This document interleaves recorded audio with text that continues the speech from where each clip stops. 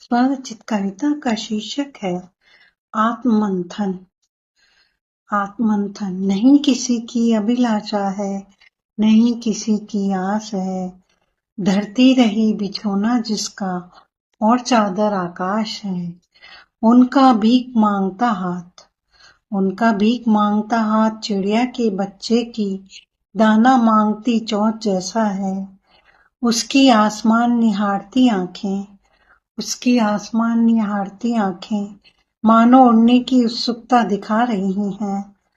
उसके मैले व कांपते पैर मानो, उसके मैले व कांपते पैर मानो रास्ते के हर कांटे का दर्द सहन करके आए हैं। उस मनुष्य को इंद्र की संपत्ति की नहीं तनिक भी प्यास है और उसका छोटा व स्वच्छ दिल हर परिस्थिति में खुश रहना सिखा रहा है।